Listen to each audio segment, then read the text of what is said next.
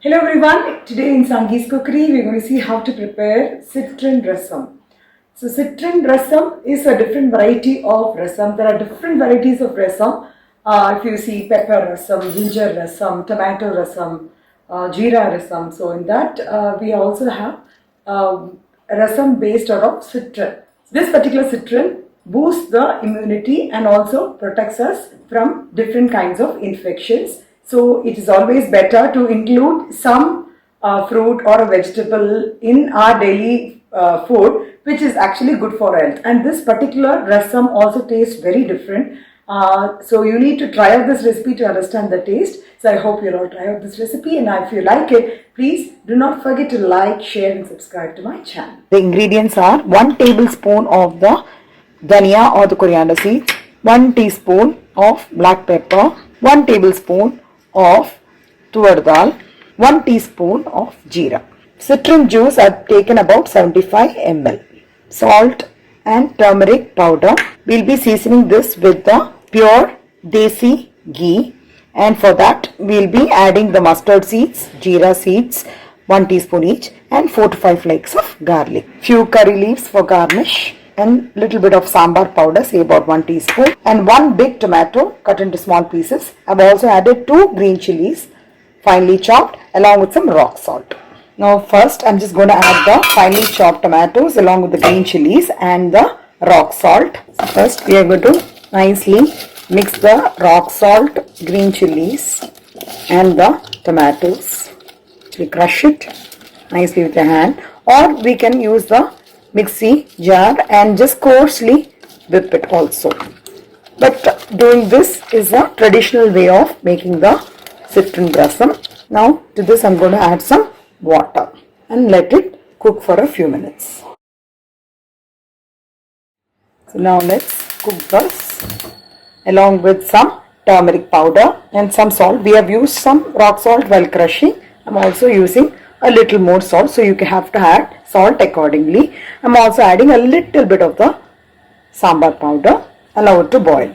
So while this is getting cooked, we are going to dry roast the few ingredients like the pepper, jeera, dhania and the toor dal. I've heated up a pan. We can either dry roast or maybe just a small drop of ghee. That also gives you a very good flavor. I'm adding the black pepper, the toor dal. Let's fry this. Once it is half fried, I'm adding the dhania or the coriander seeds as well as the jeera. On low to medium flame, let's fry this. I'm also adding a few curry leaves so that you get the flavor of the curry leaf as well in the rasam, so that when you're going to fine powder this, you will also get the flavor of the curry leaves. And the remaining we can use it at the time of seasoning. Now you can see that the color of the toor dal has completely changed. The frying time for every ingredient is different. So that is why I added the toor dal in the beginning, then followed by the black pepper and then dhania seeds as well as the jeera. So now you can see that it is completely fried. We'll transfer this to a plate, and after it cools we'll finely powder it. Now we have the powder of the fried ingredients.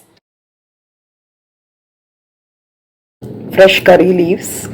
We can also add the jaggery powder. See, basically this is optional, so that is why I didn't tell in the beginning. Few people don't like the sweetish taste in the rasam, but this for us it is really good because it balances the flavors of the rasam. So once it comes to a boil, I'm just going to switch off the gas.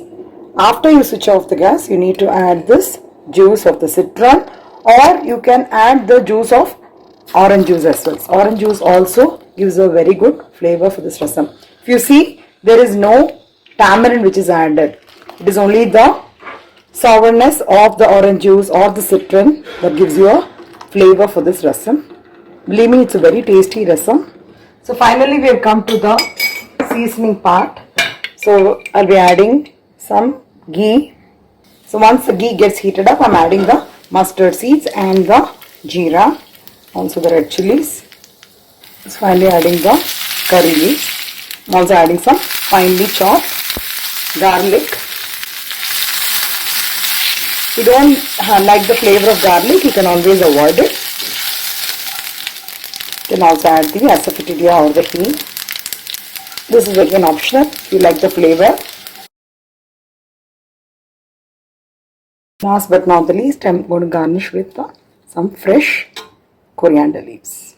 Orange rasam or citron rasam is ready. This is very flavorful. So if you don't get the citron, you can always use the orange, the juice of the orange for making this rasam. You don't have to use tamarind at all, and it gives you a very good flavor.